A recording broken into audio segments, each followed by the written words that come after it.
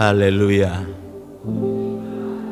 Selamat pagi, salam sejahtera dalam kasih Tuhan Yesus Kristus. Shalom Elohim. Sudah mandi? Pantas wajah agak kuning-kuning sedikit ya. Ada nuansa kuning di wajah. Baik, mari kita siapkan hati kita. Kita lihat kebenaran firman Allah yang terambil dalam 2 Timotius pasal yang ketiga ayat 1 sampai dengan ayat yang kelima. Ini ayat yang sering disampaikan hamba-hamba Tuhan di hari-hari terakhir, karena ini berhubungan dengan manusia akhir zaman. Lembaga Alkitab Indonesia memberikan judul Keadaan Manusia pada Akhir Zaman.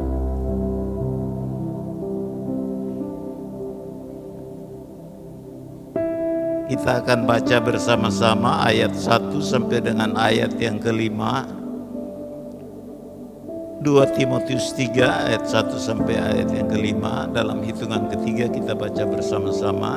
2, 3. Ketahuilah bahwa pada hari-hari terakhir akan datang masa yang sukar. Manusia akan mencintai dirinya sendiri dan menjadi hamba uang. Mereka akan membual dan menyombongkan diri. Mereka akan menjadi pemfitnah. Mereka akan berontak terhadap orang tua dan tidak tahu berterima kasih, tidak mempedulikan agama, tidak tahu mengasihi, tidak mau berdamai, suka menjelekkan orang, tidak dapat mengekang diri, garang, tidak suka yang baik, suka mengkhianat, tidak berpikir panjang, berlagak tahu, lebih menuruti hawa nafsu daripada menuruti Allah. Secara lahiriah mereka menjalankan ibadah mereka, tetapi pada hakikatnya mereka memungkiri kekuatannya. Jauhilah mereka itu. Baik, saudara-saudara yang kasih Tuhan, mungkin tidak salah saya ambil tema yang sama dengan Lembaga Alkitab Indonesia ya. Kita perlu tahu keadaan kondisi manusia akhir zaman. Siapa manusia akhir zaman yang dimaksud di sini? Ini bukan orang kafir, bukan orang yang ada di luar Tuhan. Ini adalah orang-orang yang beragama. Ini adalah orang-orang yang beribadah kepada Allah. Ini firman nubuat yang disampaikan Rasul Paulus. Oleh ilhaman roh dia melihat apa yang akan dialami manusia akhir zaman. Ada situasi hati yang rusak, kondisi hati yang hancur, kondisi hati yang tidak lagi sesuai dengan firman Allah. Sehingga manusia di akhir zaman hidup penuh dengan kefasikan. Siapa mereka? Mereka adalah orang-orang yang beribadah di dalam bait Allah. Makanya ayat 5 dikatakan, secara lahiriah mereka menjalankan ibadah mereka, tetapi pada hakikatnya mereka memungkiri kekuatannya. Jauhilah mereka itu. Bapak Ibu Saudara yang dikasihi Tuhan, kita melihat di hari-hari ini situasi yang sukar ini sedang terjadi di mana-mana. Ya. Kalau kita perhatikan firman Allah, kata sukar itu dalam bahasa asli dikatakan kalepos, artinya kalap, berbahaya, ganas. Kenapa dibilang sukar? Karena manusia ada pada satu kondisi yang sulit untuk diatur, sulit untuk dinasehati, sulit untuk diajar, sulit untuk disampaikan firman. Firman selalu ditolak. Ini kondisi manusia akhir zaman orang-orang Kristen yang kehidupannya penuh dengan kefasikan. Mereka orang-orang yang beribadah. Kita perlu tahu kondisi keadaan di hari-hari ini agar iman kita jangan rusak. Ya. Hari-hari ini banyak orang Kristen imannya goyah. Iman mulai rusak. Hati mulai rusak. Ada kemerosotan moral secara universal. Di mana-mana saudara lihat kejahatan semakin meningkat. Ada kemerosotan iman, ada kemerosotan rohani. Tidak lagi memiliki kualitas iman yang memadai. Tidak memiliki kualitas rohani yang mampu membuat dia bertahan di dalam Tuhan. Ini kondisi yang sedang terjadi di hari-hari ini. Dan ini adalah kegenapan dari nubuatan firman Allah. Oleh ilhaman roh, Rasul Paulus menyampaikan ini. Dan kita sedang hidup di kegenapan dari firman ini. Jadi firman Tuhan itu tidak salah. Akan ada situasi-situasi yang tidak baik. Hati manusia rusak. Orang beribadah, tapi mereka memungkiri kekuatan dari ibadah. Padahal di dalam ibadah Allah janji ada berkat di dalam ibadah. Setiap saudara beribadah, seharusnya saudara berusaha untuk pulang diberkati oleh Tuhan. Tetapi di hari-hari terakhir, orang akan cuek dengan ibadah. Mereka masih ada di dalam bait Allah. Mereka masih beribadah. Tapi mereka tidak menikmati makna dari ibadah itu sendiri. Ibadah itu bagaimana kita datang berjumpa dengan Tuhan. Ada suasana yang mencengkeram roh kita sehingga jiwa kita jadi tenang. Hari-hari ini sulit didapat. Beribadah datang dengan masalah, pulang juga dengan masalah. Yang salah di mana? Ini menyangkut hati. Ada hati-hati yang mulai terganggu. Haleluya. Saudara perlu jaga hati saudara supaya tetap fokus kepada Tuhan. Supaya hati kita tetap terarah kepada Tuhan. Kenapa saudara? Raja Daud katakan, hanya dekat Allah saja aku tenang. Tidak ada ketenangan di luar Tuhan. Banyak orang gelisah, banyak orang khawatir di hari-hari ini karena pengaruh dari situasi-situasi yang ada. Padahal dalam 1 Petrus 5 ayat 7 dikatakan bahwa jangan kamu khawatir karena aku yang pelihara kamu. Apa yang kita harus khawatirkan dengan situasi kondisi yang ada? Kita punya Tuhan yang pelihara hidup kita. Engkau tidak akan kekurangan di situasi yang sukar. Asal hati saudara jangan rusak. Iman saudara jangan rusak. Kalau hati sudah rusak, firman Allah katakan, ketahuilah pada hari-hari terakhir akan datang masa yang sukar. Manusia akan mencintai dirinya sendiri. Manusia kehilangan harapan. Manusia membangun dirinya sendiri. Tidak peduli dengan orang lain. Manusia kehilangan nalar. Rusak akhlak moral, rusak, hancur. Mengapa itu terjadi? Coba kita lihat.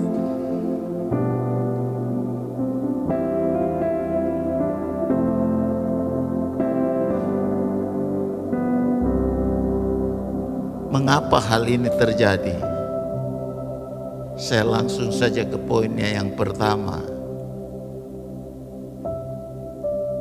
Kita baca dulu Matius 24 ayat 4 sampai 8. Matius 24 ayat 4 sampai 8. Demikian firman Tuhan.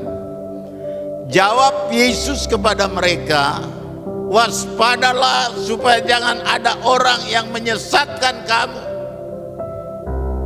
Sebab banyak orang akan datang dengan memakai namaku dan berkata, akulah Mesias, dan mereka akan menyesatkan banyak orang. Sampai di situ dulu. Saudara perhatikan, di akhir zaman akan ada banyak hamba-hamba Tuhan palsu, ajaran-ajaran palsu. Mereka memakai nama Allah, memakai nama Tuhan, tapi ujungnya menyesatkan. Jemaat Alfa Omega, saudara harus bertumbuh rohani saudara, supaya bisa membedakan mana yang benar, mana yang palsu. Karena kalau tidak, ini salah satu yang merusak iman kita. Ajaran-ajaran yang tidak benar, ajaran-ajaran palsu.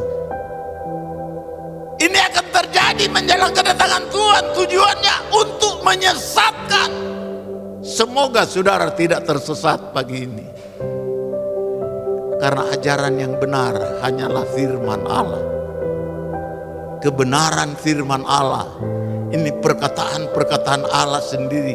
Dan Allah tidak pernah salah. Firman Allah itu benar. Firman Allah itu pasti. Firman Allah itu tidak akan pernah berubah. Aturan Tuhan itu tidak akan pernah berubah-berubah. Sistem di dunia ini akan berubah, tapi firman Allah tidak akan berubah. Sekalipun langit dan bumi lenyap, hancur, tapi perkataan Tuhan tetap selama-lamanya. Firman itu tetap selama-lamanya. Makanya jangan keluar dari firman. Keluar dari firman, hati kita rusak. Karena semua yang ada di dunia ini, semua itu palsu. Hanya firman yang benar. Saudara bersyukur karena saudara memiliki firman dan Roh Kudus. Sehingga saudara bisa bertahan menghadapi masa yang sukar. Masa yang sukar ini kegenapan dari firman Allah. Seharusnya kalau terjadi hal-hal yang sukar di akhir zaman, seharusnya kita bersyukur dan berkata, Tuhan terima kasih, firman-Mu benar, firman-Mu ya dan amin. Karena ini kegenapan dari nubuatan firman Allah. Akan terjadi apa di hari-hari terakhir menjelang kedatangan Tuhan? Coba lanjut ayat yang ke-6. Kamu akan mendengar deru perang atau kabar-kabar tentang perang. Namun berawas-awaslah, jangan kamu gelisah. Sebab semuanya itu harus terjadi, tetapi itu belum kesudahannya. Jadi saudara lihat, peperangan antar bangsa terjadi di mana-mana. Ini sudah dinubuatkan dan ini sedang terjadi. Peperangan itu tidak akan pernah berhenti. Dan kita ada di dunia ini, dampaknya dari peperangan ini kita pasti akan rasakan itu. Ada krisis-krisis ekonomi, moneter dan lain sebagainya. Dan itu berdampak juga ke dalam gereja, ke dalam pelayanan. Sehingga orang mulai kikir, orang mulai pelit. Manusia akan mencintai dirinya sendiri. Dia cari hanya untuk dia. Padahal kita dipanggil untuk menjadi terang bagi bangsa-bangsa. Kita harus jadi berkat bagi orang lain. Haleluya. Hari-hari ini baru masalah air saja. Kita sudah bisa berselisih satu dengan yang lain. Antre bawa blong 20 blong, 30 blong, itu terisi penuh, bingung siapa yang mau bawa pulang. Minta tolong orang lain, motornya low. Orang juga butuh baterai bagus, bolak-balik angkat air. Haleluya. Akhirnya gara-gara minta tolong, aku marah satu dengan yang lain. Hati-hati, jangan sampai hati kita ini rusak karena situasi-situasi yang ada ini. Haleluya, haleluya. Yang kosong-kosong ini mereka lagi antri air. Tidak apa-apa, hidup ini satu perjuangan. Yang penting hati jangan rusak. Karena manusia akhir zaman hatinya rusak. Masih beribadah kepada Tuhan, tapi hidup hanya untuk mementingkan diri sendiri, tidak peduli dengan orang lain. Mengapa ini terjadi? Manusia kehilangan kasih, pentingkan diri sendiri. Saudara, sesulit apapun keadaan yang kita alami, jadilah berkat buat orang lain.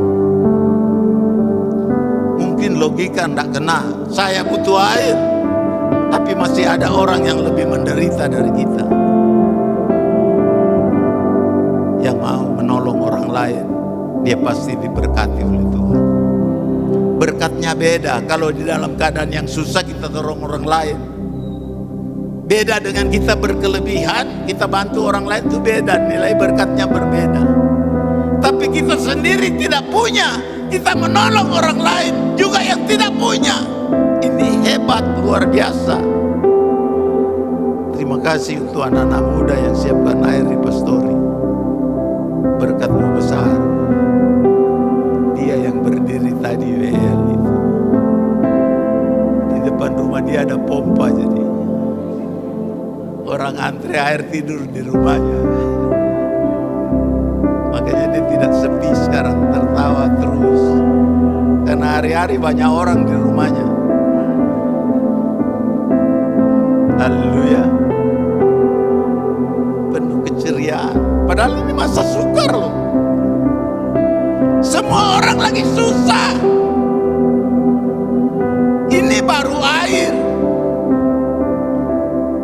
Coba kita baca ayat selanjutnya. Sebab bangsa akan bangkit melawan bangsa dan kerajaan melawan kerajaan. Akan ada kelaparan dan gempa bumi di berbagai tempat.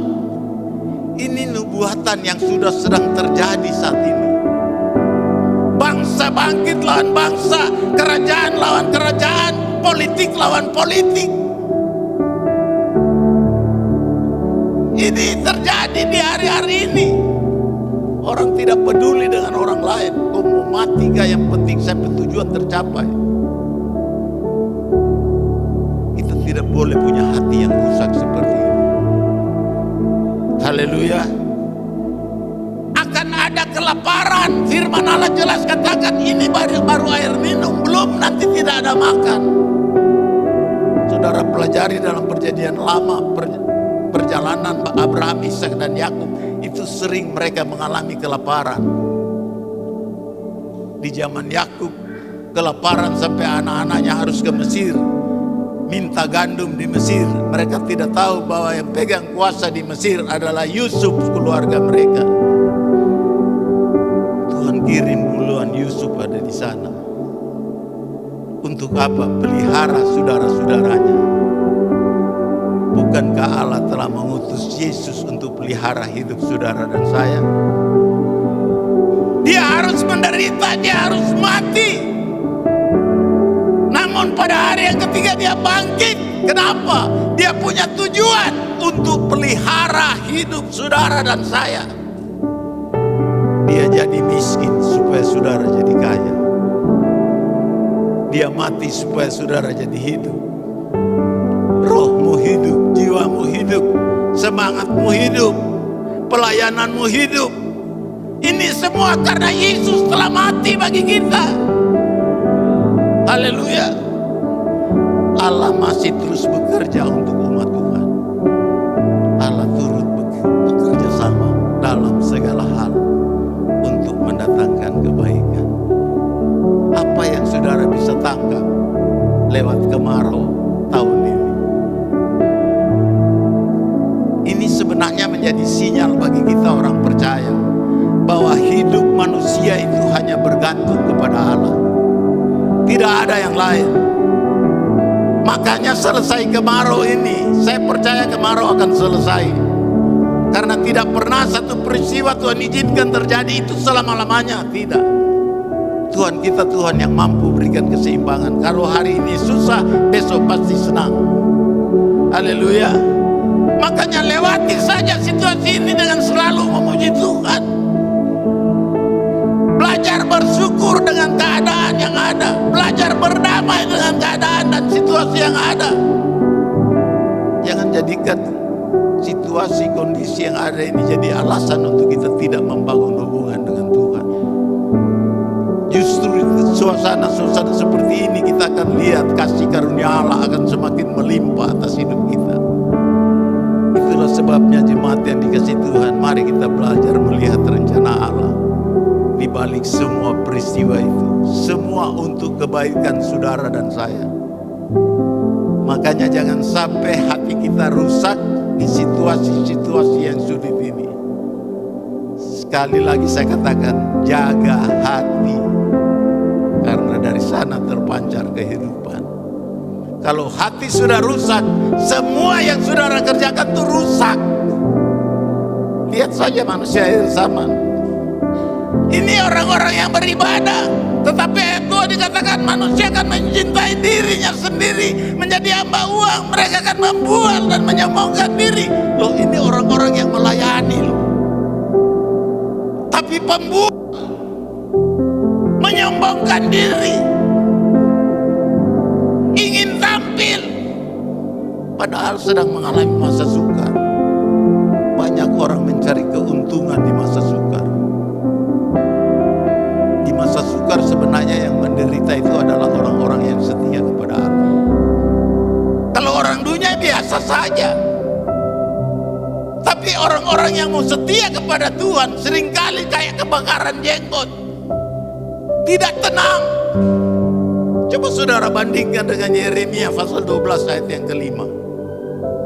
Coba ditampilkan dulu baru kita lanjut lagi ayat ini.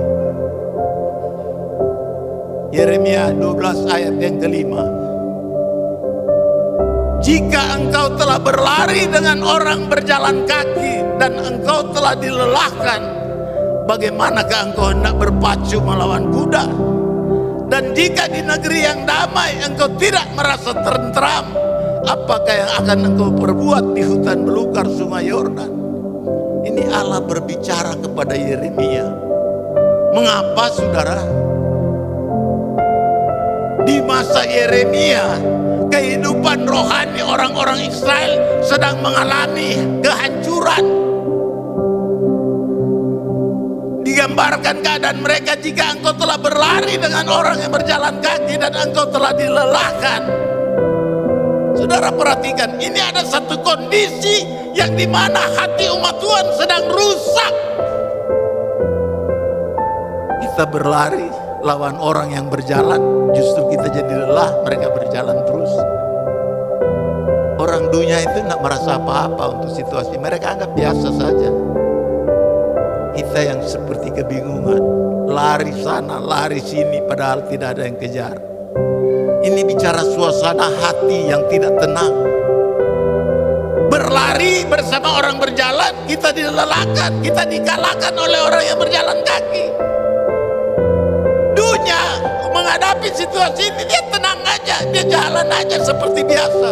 Tapi kita yang kayak kebingungan. Semua pompa taruh di pegelong di sini. Tidak dapat sini, dapat di sana. Itu tidak salah, itu hikmat juga. Tetapi jaga hati kita. Jangan sampai hati kita terganggu. Karena orang yang sudah tidak tenang tidak bisa berdoa, saudara. Masih syukur, saudara sibuk antre tapi masih datang berdoa, masih datang beribadah. Itu pertanda baik. Haleluya. Jaga supaya hati kita tenang. Jikalau di negeri yang damai engkau tidak merasa tentram, maka apa yang akan engkau berbuat di hutan belukar sungai Yordan? Jadi saudara lihat, Walaupun ada kemarau, walaupun ada masa sukar, tapi kita ada di daerah yang damai. Asmat damai loh. Gak ada haleluya. Mau Asmat kacau? Asmat ini negeri yang damai bagi kita. Kenapa damai? Kita masih leluasa beribadah, masih bebas memanggil nama Tuhan. Di tempat lain udah gak bisa. Tidak sedikit tempat-tempat ibadah dibongkar. Kita di sini masih aman. Biar jauh dari kampung halaman, tapi masih ada di hadapan Tuhan. Bebas beribadah. Seharusnya orang beribadah itu jiwanya tenang, hatinya tenang, tidak gaduh, tidak lari sana, tidak lari sini. Kerjakan saja dengan hati yang benar. Kita mau antri, silakan antri. Gembala ini karena tidak bisa lagi antri, jadi ada anak-anak muda yang pergi antri. Semua mengalami kondisi yang sama. Yang beda, orang yang terus beribadah kepada Allah, Tuhan akan perlakukan beda. Jangan khawatir, aku yang pelihara kamu. Kepada siapa Allah berbicara? Kepada umat Tuhan. Jangan khawatir, aku yang pelihara kamu. Jemaat Alfa Omega, tidak usah khawatir dengan situasi kondisi yang ada, karena Tuhan yang pelihara kita. Jangan baku-baku rubut, santai saja, antre-antre saja. Doa puasa kemarin saya katakan, kalau mau antre sambil nyanyi, ku sungguh puas, ku sungguh puas. Malas nyanyi, keperluan, puji Tuhan, ku sungguh puas, puas dengan. Saudara puas dengan Yesus. Orang yang puas tidak ngomel, tidak ada air. Puas dengan Yesus. Ada haleluya, tidak ada juga puji Tuhan. Yang penting kita berusaha karena kita diberikan hikmat oleh Tuhan. Jadi kalau antre-antre lah baik-baik. Jangan baku-baku senggol. Jangan suka curi-curi orang penomor. Tapi kalau di belakang dia pindah di depan. Akhirnya, kau saya duluan baru. Damai sejahtera hati mulai rusak. Kalau perlu kasih mari, biar pulang sore enggak apa-apa, yang penting dapat air. Kalau ada orang tua kasih duluan. Yang bikin diri tua masih muda. Haleluya. Semangat di dalam Tuhan itu jangan sampai pudar, saudara. Haleluya. Karena ini belum apa-apa, ini baru mulai. Coba kita kembali kepada Matius 24 tadi, ayat yang ke-7. Coba kita lihat.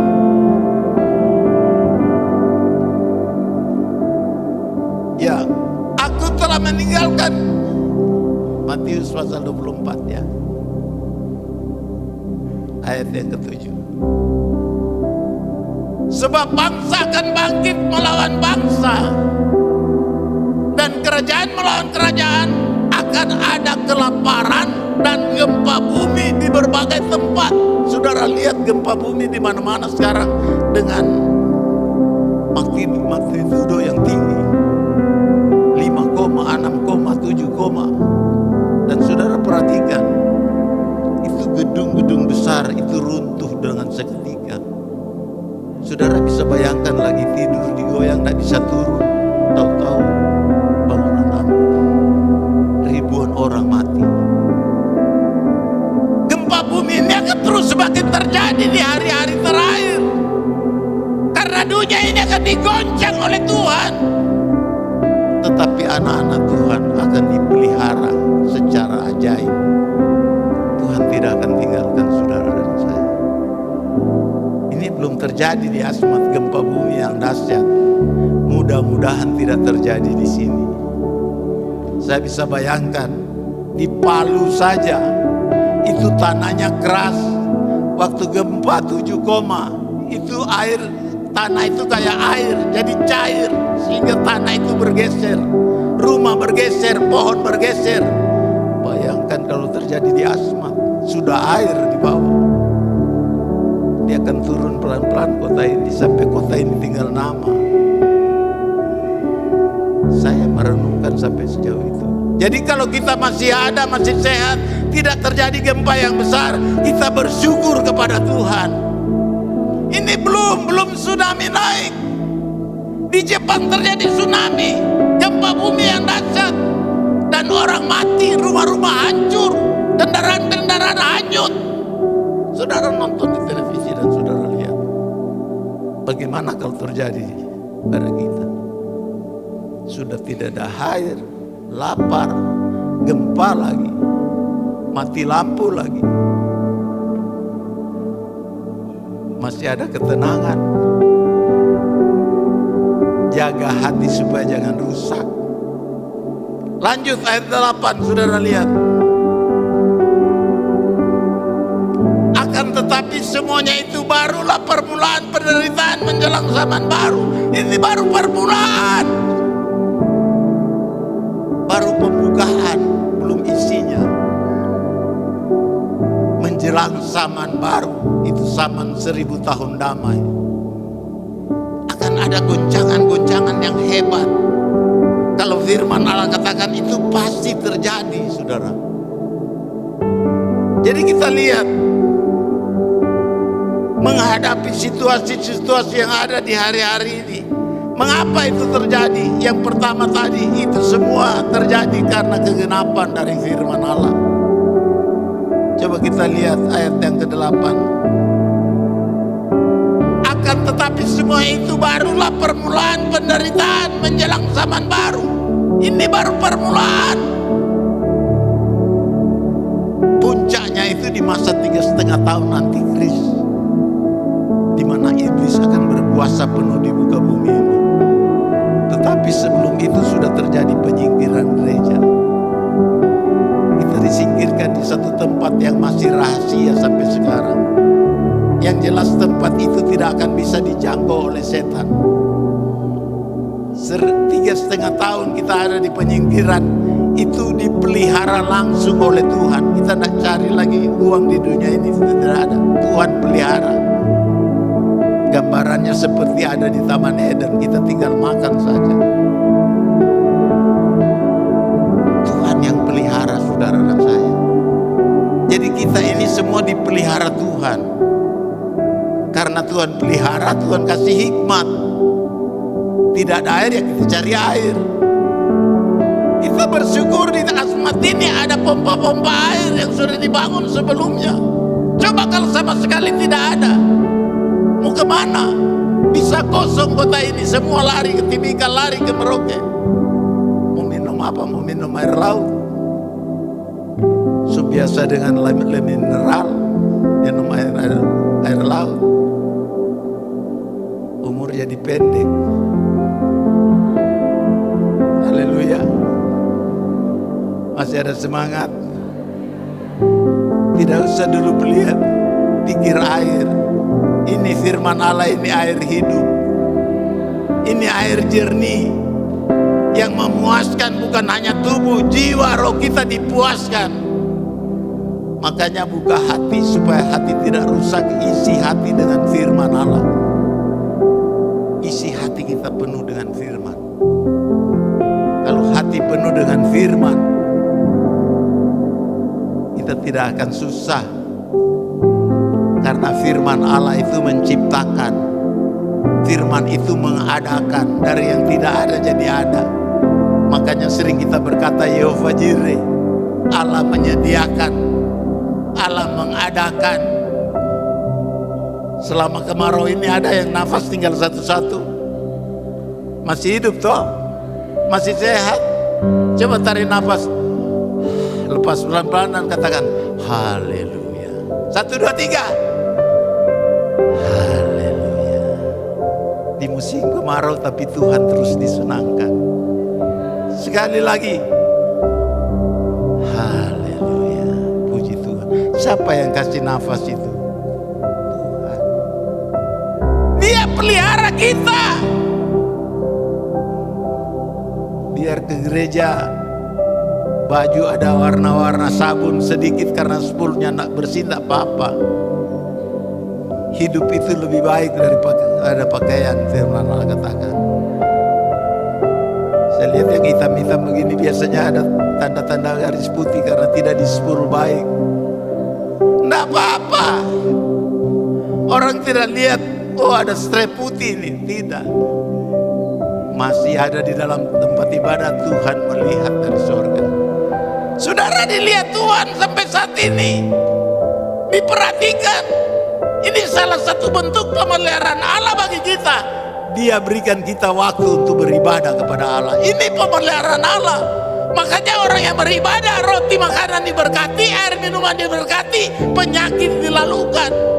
Ini pemeliharaan Allah. Makanya pelihara ibadah itu. Serusak-rusaknya hidup di dunia ini, tetap jangan tinggalkan ibadah. Karena ibadah itulah yang menjaga hati kita tetap kuat di hadapan Tuhan. Hati kita tetap bersih, tidak kotor. Jadi yang pertama, mengapa hal ini terjadi? Karena itu adalah kegenapan dari firman Allah.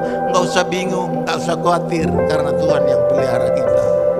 Yang kedua, mengapa kesukaran ini terjadi? Ayat yang ke-12 dari Matius 24 kita lihat.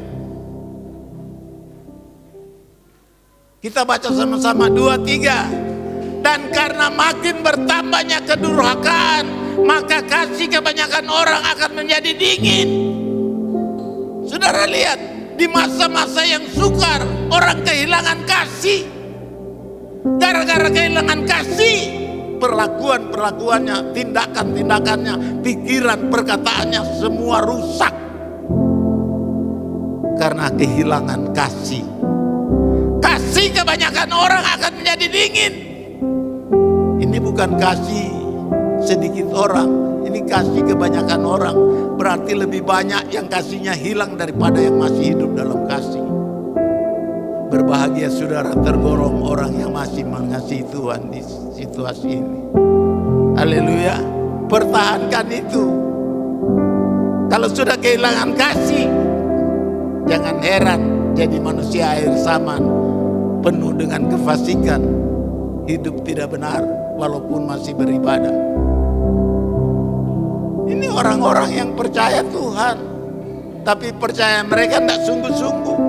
Dan karena makin bertambahnya kedurhakaan, maka kasih kebanyakan orang akan menjadi dingin. Durhaka kalau kita tidak tetap kepada Tuhan, tinggalkan Tuhan, itu orang durhaka. Haleluya. Tentunya kita tidak mau dibilang durhaka oleh Tuhan. Itu sebabnya pertahankan kasih yang Allah berikan itu. Praktekkan kasih itu. Kalau kasih mau tetap, itu praktekkan. Kasih itu bukan perkataan tapi tindakan.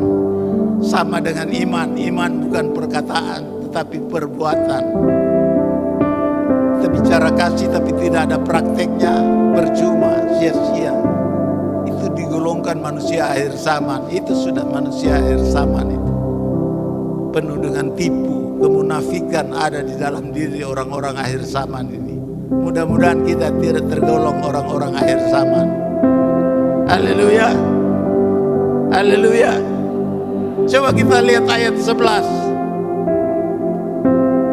Ayat 11 dikatakan banyak nabi palsu akan muncul dan menyesatkan banyak orang.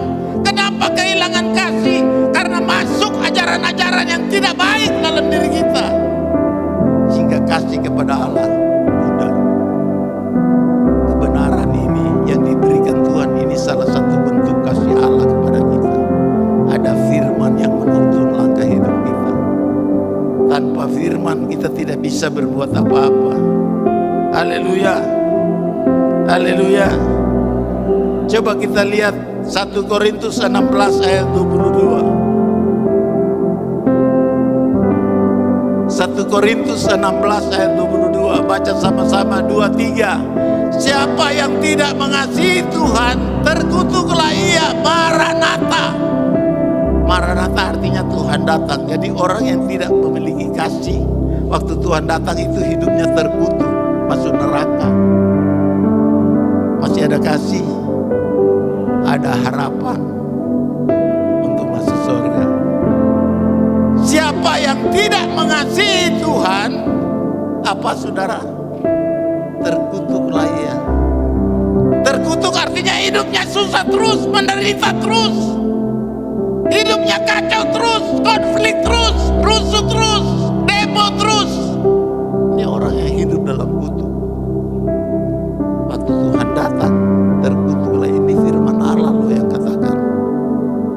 Bagaimana kasih saudara? Masih aktif? Karena menjelang kedatangan Tuhan, dalam Ayub pasal 2 dikatakan kasih akan semakin dingin. Kenapa? Karena semakin banyaknya kedurhakaan, semakin banyaknya kejahatan. Saudara lihat, nonton di televisi, kejahatan di mana-mana. Kenapa terjadi orang tua bunuh anak, anak bunuh orang tua, kakak bunuh adik? Karena manusia kehilangan kasih. Istri harus kontrol sama suami, suami masih ada kasih ke tidak. Demikian sebaliknya, kita saling kontrol. Kalau ada sudah kehilangan kasih, tegur. Kau berdoa minta kasih dari Allah. Jangan anggap enteng hidup di hari-hari ini. Akan ada banyak hal-hal. Tadi dikatakan ini baru permulaan, masih ada yang lebih berat. Tidak usah tuntut Tuhan, kirim hujan, tidak usah. Perbaiki saja hati. Kalau hati sudah siap, Tuhan akan kirim berkat. Haleluya. Karena kalau hati tidak siap, kita terima berkat dari Tuhan, kita bisa jadi sombong. Lihat, saya berdosa tapi Tuhan berkati terus. Mana Tuhan berkati orang berdosa? Orang fasik itu dipelihara hanya untuk dibinasakan.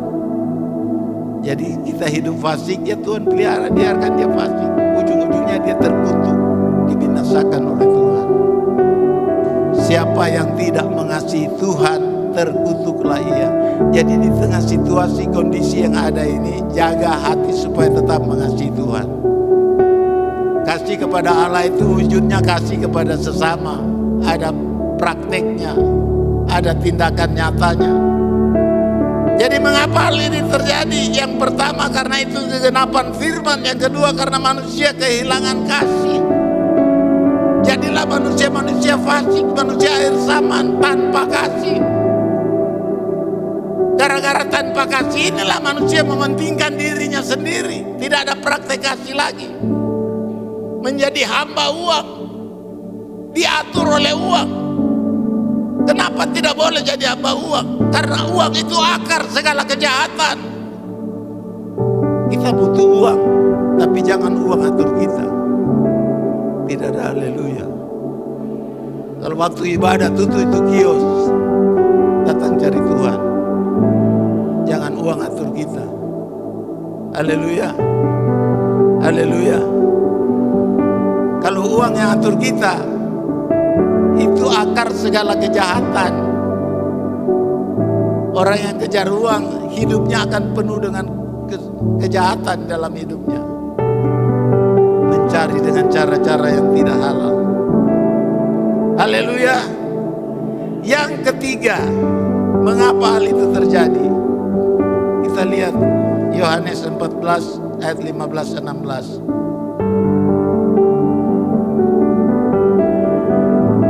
Yohanes 14 ayat 15-16. Saudara perhatikan, jikalau kamu mengasihi aku, kamu akan menuruti segala perintahku. Aku akan minta kepada Bapa, dan ia akan memberikan kepadamu seorang penolong yang lain, supaya ia menyertai kamu selama-lamanya. Kenapa manusia hidup seperti manusia akhir zaman? Kacau, tidak tahu mengasihi. Akibat dari tidak tahu mengasihi, hilang penyertaan Roh Kudus, hilang penyertaan Tuhan. Akibat tidak mengasihi, hilang penyertaan Allah.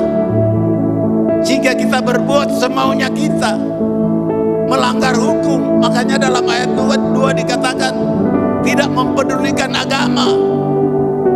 Agama itu apa? Aturan. Jadi orang yang sudah kehilangan kasih, tidak disertai oleh Tuhan, dia akan tidak peduli dengan aturan-aturan, melanggar aturan terus. Jangan jadi jemaat yang terus melanggar, terus melanggar. Untuk apa firman kalau dilanggar terus? Ada firman untuk jadi patokan hidup, menjadi dasar kita membangun kehidupan kita berdasarkan firman Allah. Itu aturan. Orang tidak mempedulikan agama. Agama itu beraturan. Kalau agama tidak beraturan, jangan langgar aturan. Katakan kiri kanan, jangan langgar aturan. Katakan lagi, supaya hati tidak rusak. Firman diajarkan kepada kita supaya hati kita baik. Kalau hati sudah rusak, hidup kita tidak beda dengan orang fasik, berjalan menurut maunya sendiri, melanggar hukum terus, melanggar aturan terus. Hukum pemerintah dilanggar, hukum Tuhan juga dilanggar, semua dilanggar.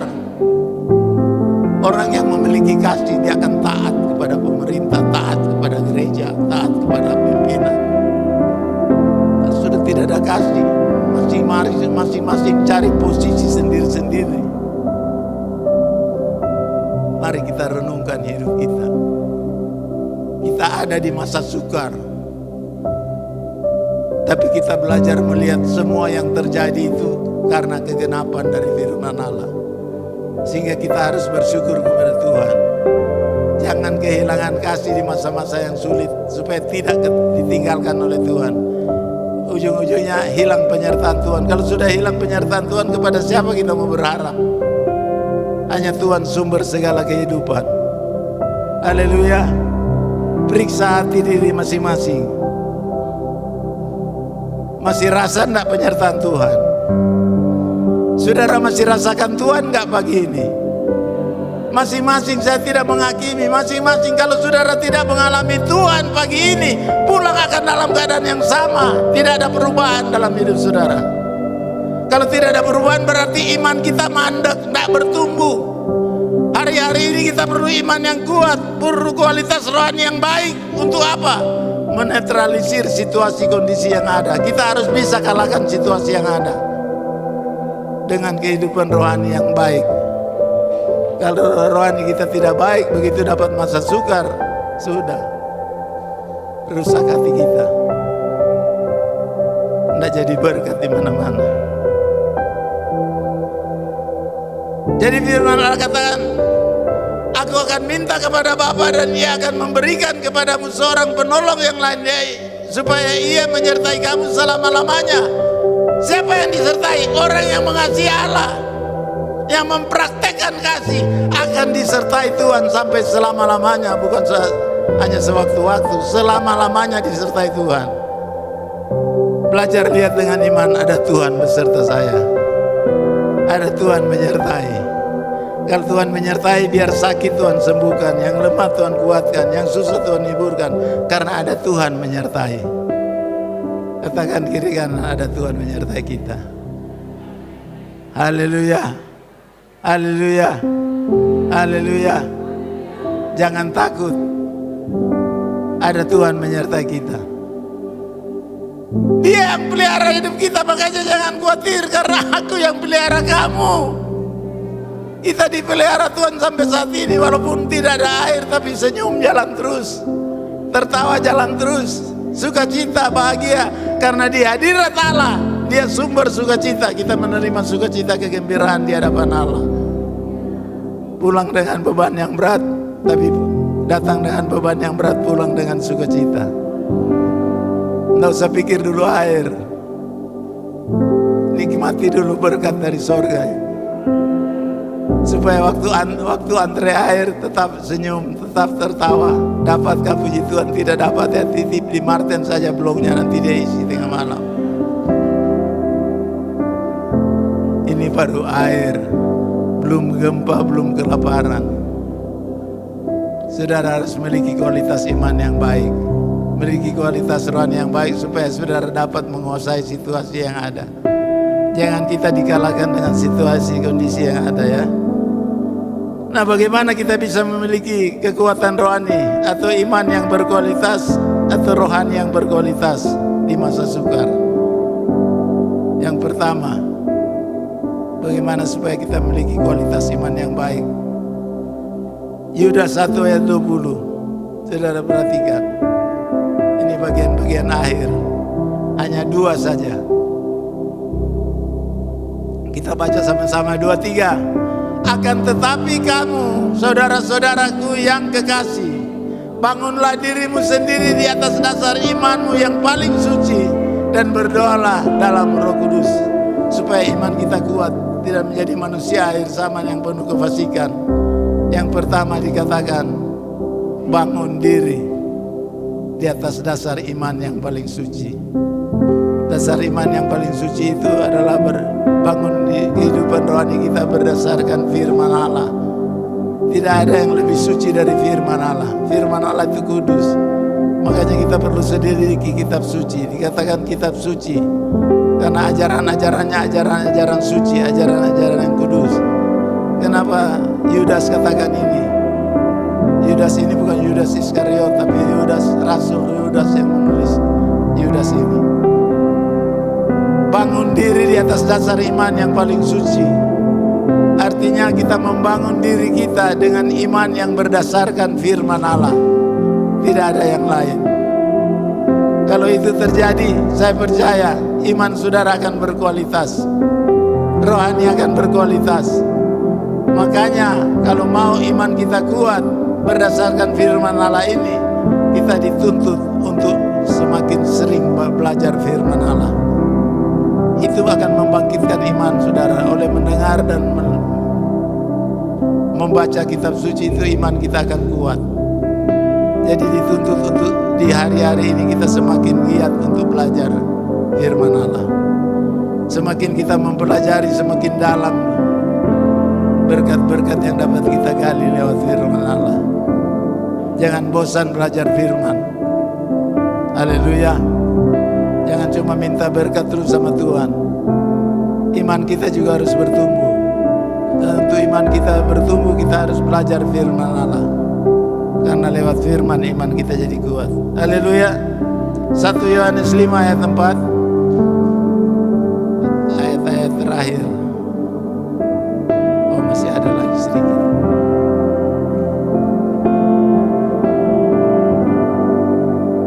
Sebab semua yang lahir dari iman, semua yang lahir dari Allah mengalahkan dunia. Dan inilah kemenangan yang mengalahkan dunia. Apa saudara? Iman kita. Apa yang lahir dari Allah? Firman ini. Firman inilah yang membuat iman kita terlahir, iman kita tumbuh. Itu akan mengalahkan dunia. Dunia di sini dengan segala keinginannya. Keinginan-keinginan dunia yang membuat kita rusak hati kita. Tapi dengan iman yang kuat, iman yang berkualitas, kita mampu kalahkan dunia. Mampu kalahkan keduniawian kita. Keinginan-keinginan dunia ini membuat hati rusak. Tapi kalau kita memiliki kualitas iman yang baik, kita mampu mengalahkan dunia. Dunia dengan segala keinginannya akan mampu kita kalahkan. Haleluya. Ayat yang kelima. Ya, siapakah yang mengalahkan dunia selain daripada dia yang percaya bahwa Yesus adalah anak Allah. Jadi iman kepada Yesus Kristus itu iman yang benar, iman yang suci, dan miliki iman yang suci di hadapan Tuhan. Karena dengan iman yang berkualitas kita mampu kalahkan dunia. Siapa yang mengalahkan dunia selain orang yang beriman? Orang percaya itu orang beriman bahwa Yesus adalah anak Allah. Haleluya. Coba kita lihat ayat 19 dari Yudas 1. Yudas 1 ayat 19. Ya. Mereka adalah pemecah belah yang dikuasai hanya oleh keinginan-keinginan dunia, dunia ini dan yang hidup tanpa Roh Kudus. Jadi saudara lihat, kalau kita tidak menjaga hati, kita akan kehilangan kasih kepada Allah dan kita akan kehilangan penyertaan. Dikatakan mereka adalah pemecah belah yang dikuasai hanya oleh keinginan-keinginan dunia ini dan yang hidup tanpa Roh Kudus. Penyertaan Tuhan bagi kita itu adalah Roh Kudus, Dia berikan. Gereja ini berjalan di bawah pimpinan Roh Kudus. Ini gereja. Jadi gereja tanpa Roh Kudus itu gereja mati. Roh Kuduslah yang menghidupkan kita, yang membangkitkan kehidupan iman kita, yang membangkitkan kehidupan rohani kita supaya bagus di hadapan Allah. Haleluya. Jadi kehilangan penyertaan Tuhan itu sama dengan kehilangan pimpinan roh di dalam hidup kita, sehingga kita berjalan seperti orang dunia. Itulah manusia akhir zaman. Yang terakhir, bagaimana supaya iman kita kuat?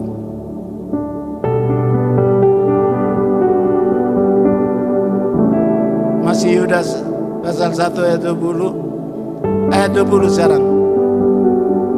Akan tetapi kamu saudara-saudaraku yang kekasih, bangunlah dirimu sendiri di atas dasar imanmu yang paling suci dan berdoalah dalam Roh Kudus. Ini hal yang kedua supaya iman kita kuat. Terus berdoa, bukan asal berdoa, minta pimpinan Roh Kudus di dalam kita berdoa. Kita berdoa dalam Roh Kudus, Tuhan pasti mendengar doa kita. Jadi doa itu harus disertai dengan iman dan dipimpin oleh Roh Kudus. Kalau itu yang kita naikkan kepada Tuhan, iman kita jadi kuat, doa kita dijawab oleh Tuhan. Sehingga walaupun di akhir zaman masa sukar, kita tidak kehilangan hidup yang benar di hadapan Tuhan. Tuhan inginkan hidup kita itu benar di hadapan Tuhan. Ayat yang paling terakhir, 1 Tesalonika 5 ayat 17, hanya 2 kata saja.